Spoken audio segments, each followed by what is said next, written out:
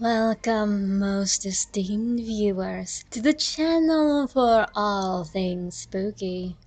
I am your host, the Watcher Rest. Emotions are amazing things. Funny how surges of various chemical compounds between the brain and glands in the body drive the way we respond to everyday situations.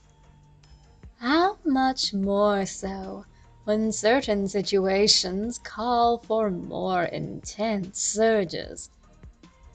All of us, save for the odd sociopathic individual, are privy to the wide and varied spectrum.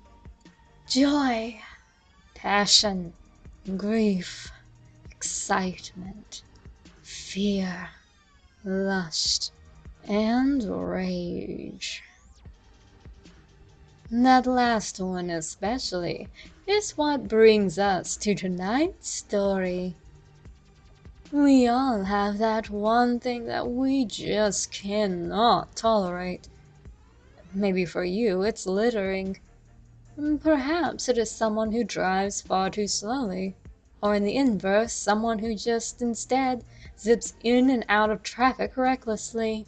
Or maybe, just maybe, your boiling point comes from that one melodramatic coworker that just loves to cause trouble for anyone that so much as breathes funny in their direction.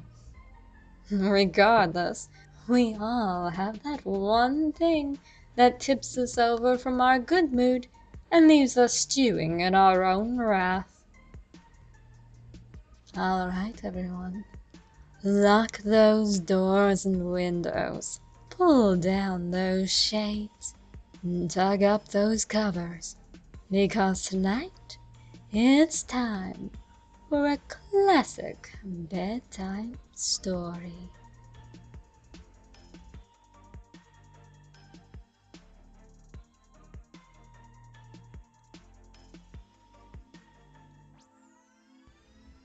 The Cask of Amontillado.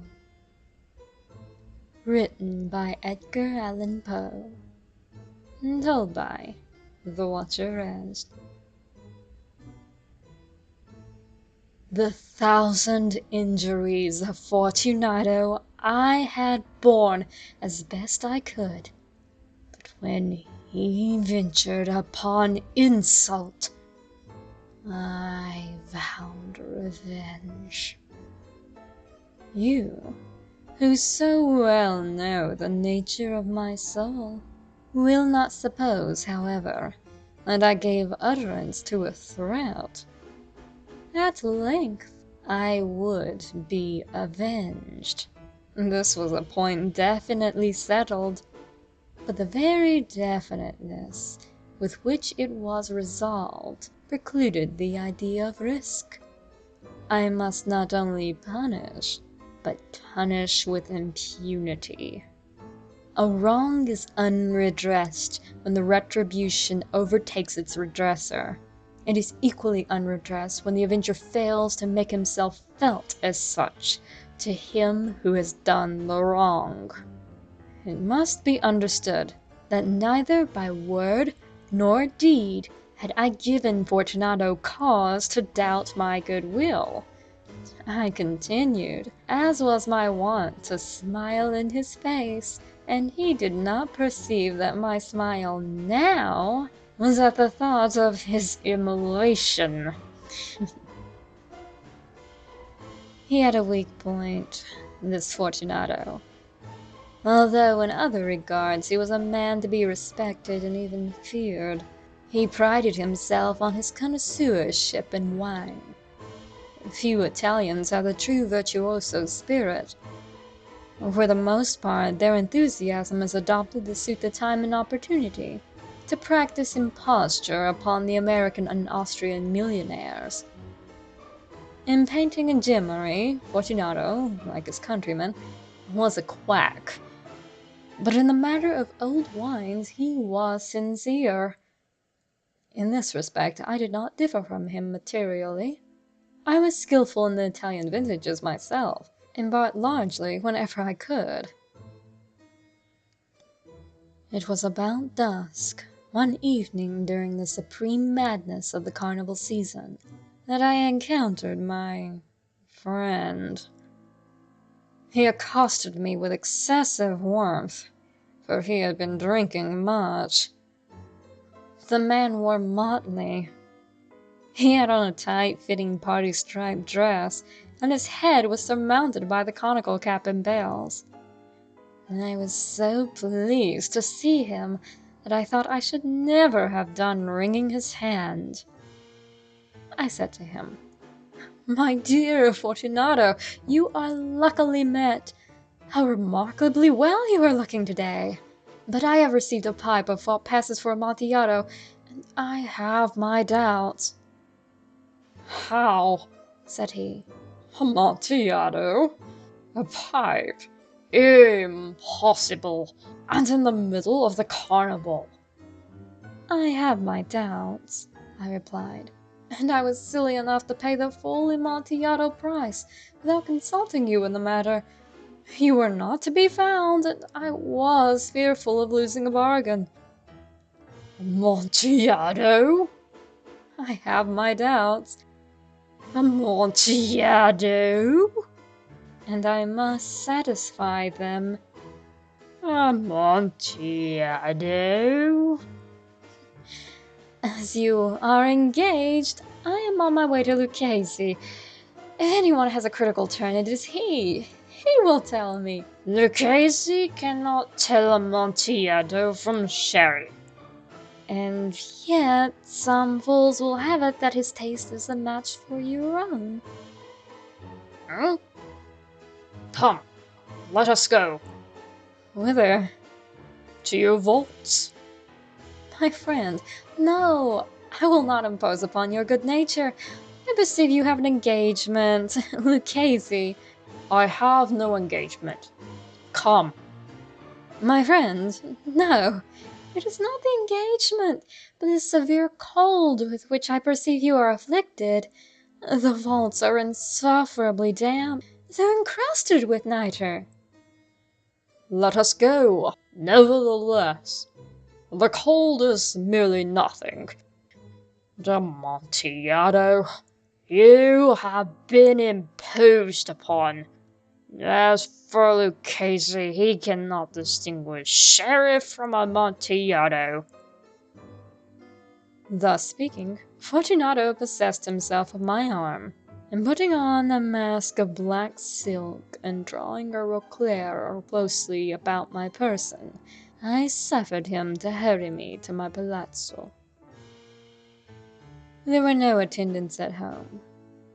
They had all absconded to make merry in honor of the time.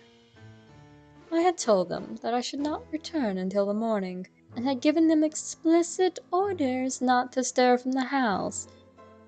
These orders were sufficient, I well knew, to ensure their immediate disappearance, one and all, as soon as my back was turned. I took from their sconces 2 flambeaux, and giving one to Fortunato, bowed him through several suites of rooms to the archway that led into the vaults. I passed down a long and winding staircase, requesting him to be cautious as he followed. We came at length to the foot of the descent, and stood together upon the damp ground of the catacombs of the Montresors. The gait of my friend was unsteady, and the bells upon his cap jingled as he strode. "The pipe," he said. "It is further on," said I. "But observe the white webwork which gleams from these cavern walls." He turned towards me and looked into my eyes with 2 filmy orbs that distilled the rheum of intoxication. "Nitre?" he asked at length. "Nitre," I replied.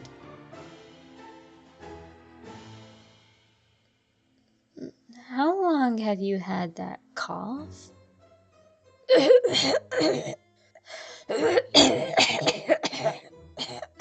My poor friend found it impossible to reply for many minutes. It is nothing, he said at last. Come, I said with decision. We will go back. Your health is precious. You are rich, respected, admired, beloved. You are happy, as once I was. You are a man to be missed. For me it is no matter. We will go back. You will be ill, and I cannot be responsible. Besides, there is Lucchese, he said. The cough's a mere nothing. It will not kill me. I shall not die of a cough. Enough. True, I replied. And indeed, I had no intention of alarming you unnecessarily. But you should use all proper caution. Here, a draught of this Medoc will defend us from the damps. Here I knocked off the neck of a bottle which I drew from a long row of its fellows that lay upon the mould. Drink, I said, presenting him the wine. He raised it to his lips with a leer. He paused and nodded to me familiarly, while his bells jingled. I drink, he said, to the buried that repose around us. And I, to your long life. He again took my arm, and we proceeded. These vaults, he said, are extensive. The Montresors, I replied, were a great and numerous family. I forget your arms. A huge human foot dealer in a field de jour. The foot crushes a serpent rampant whose fangs are embedded in the heel. And the motto? Nemo me impune lacessit. Good, he said. The wine sparkled in his eyes and the bells jingled. My own fancy grew warm with the Medoc. We had passed through long walls of piled skeletons, with casks and puncheons intermingling, into the innermost recesses of the catacombs. I paused again, and this time I made bold to seize Fortunado by an arm above the elbow. "The nitre," I said. "See, it increases. It hangs like moss upon the vaults. We're below the river's bed. The drops of moisture trickle along the bones. Come, we will go back ere it's too late. Your cough—" "It is nothing," he said. "Let us go on. But first, another draught of the Medoc." I broke and reached him a flagon of de Grave. He emptied it at a breath. His eyes flashed with a fierce light. He laughed and threw the bottle upwards with a gesticulation I did not understand. I looked at him in surprise. He repeated the movement, a grotesque one. "You do not comprehend," he said. "Not I," I replied. "Then you are not of the Brotherhood." "How?" "You are not of the Masons." "Yes, yes," I said. "Yes, yes." "You? Impossible! A Mason?" "A Mason," I replied. "A sign," he said. "A sign." "It is this," I answered, producing the trowel from beneath the folds of my roquelaire. "You jest," he exclaimed, recoiling a few paces. "But let us proceed to the Amontillado." "Be it so," I said, replacing the tool beneath the cloak, and again offering him my arm. He leaned upon it heavily. We continued our route in search of the Amontillado. We passed through a range of low arches, descended, passed on, and ascending again, arrived at a deep crypt, in which the foulness of the air caused our flambeaux rather to glow than flame. At the most remote end of the crypt there appeared another less spacious. Its walls had been lined with human remains, piled to the vault overhead, in the fashion of the great catacombs of Paris. 3 sides of this interior crypt were still ornamented in this manner. From the 4th side, the bones had been thrown down, and lay promiscuously upon the earth, forming at one point a mound of some size. Within the wall, thus exposed by the displacing of the bones, we perceived a still interior crypt or recess, in depth about 4 feet, in width 3, in height 6 or 7. It seemed to have been constructed for no especial use within itself, but formed merely the interval between 2 of the colossal supports of the roof of the catacombs, and was backed by one of their circumscribing walls of solid granite. It was in vain that Fortunado, uplifting his dull torch, endeavored to pry into the depth of the recess.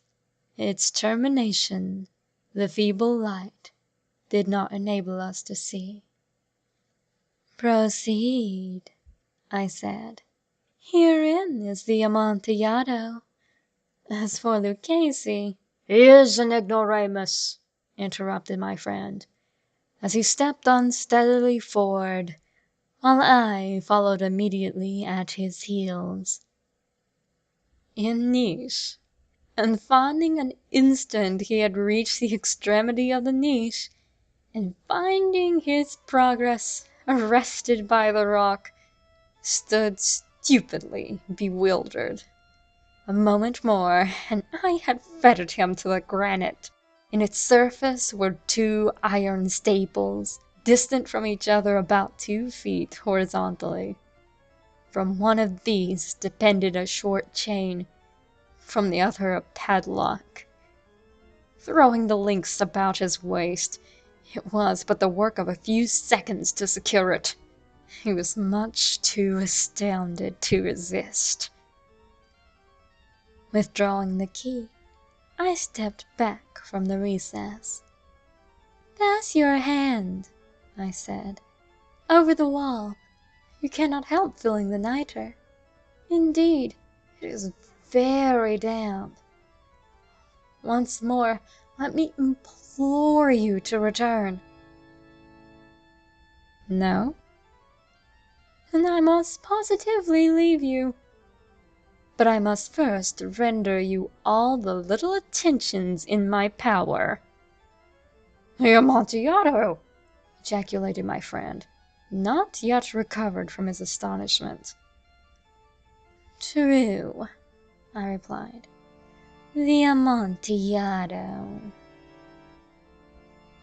As I said these words, I busied myself among the pile of bones which I have before spoken. Throwing them aside, I soon uncovered a quantity of building stone and mortar. With these materials, and with the aid of my trowel, I began to vigorously wall up the entrance of the niche. I had scarcely laid the first tier of the masonry when I discovered that the intoxication of Fortunado had in a great measure worn off. The earliest indication I had of this was a low, moaning cry from the depth of the recess. It was not the cry of a drunken man. There was then a long and obstinate silence. I laid the 2nd tier, and then the 3rd, and then the 4th, and then I heard the furious vibrations of the chain. The noise lasted for several minutes, during which, that I might hearken to it with more satisfaction, I ceased my labors and sat down upon the bones. When at last the clanking subsided, I resumed the trowel, and finished without interruption the 5th, the 6th, and the 7th tier. The wall was now nearly upon a level with my breast. I again paused, and holding the flambeau over the mason work, threw a few feeble rays upon the figure within. A succession of loud and shrill screams, bursting suddenly from the throat of the chained form, seemed to thrust me violently back. For a brief moment I hesitated, I trembled. Unsheathing my rapier, I began to grope with it about the recess, but the thought of an instant reassured me. I placed my hand upon the solid fabric of the catacombs, and felt satisfied. I reapproached the wall. I replied to the yells of him who clamored. I re-echoed. I aided. I surpassed them in volume and strength. I did this, and the clamorer grew still. It was now midnight, and my task was drawing to a close. I had completed the 8th, the 9th, and the 10th tier. I had finished a portion of the last and the 11th. There remained but a single stone to be fitted and plastered in. I struggled with its weight. I placed it partially into its destined position. But now there came from out the niche a low laugh that erected the hairs upon my head. It was succeeded by a sad voice, which I had difficulty in recognizing as that of the noble Fortunado. The voice said, "A very good joke indeed. An excellent jest. We will have a rich laugh about it at the palazzo. For our wine." "The Amontillado," I said. "Yes, the Amontillado. But is it not getting late? Will they not be awaiting us at the palazzo, the Lady Fortunado and the rest? Let us be gone." "Yes," I said. "Let us be gone." "For the love of God, Montresor!" "Yes," I said. "For the love of God." But to these words I hearkened in vain for a reply. I grew impatient. I called aloud, "Fortunado?" No answer. I called again, "Fortunado?" No answer still. I thrust a torch through the remaining aperture and let it fall within. There came forth, in return, only a jingling of the bells. My heart grew sick. It was the dampness of the catacombs that made it so. I hastened to make an end of my labor. I forced the last stone into its position. I plastered it up. Against the new masonry, I re-erected the old rampart of bones. And for half a century, no mortal has disturbed them. In pace, requiescat.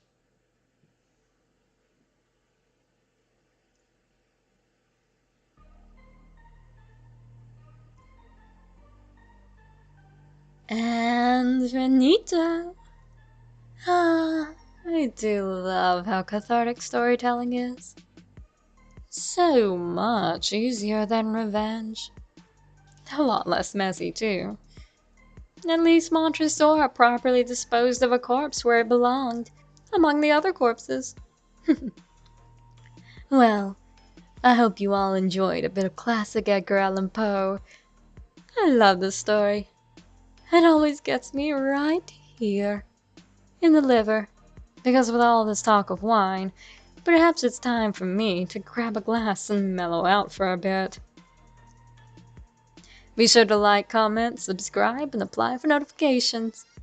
And send me your suggestions on here, or one of the outlets in the description below. In the meantime, thank you all for tuning in, and may you all have a very frightful night.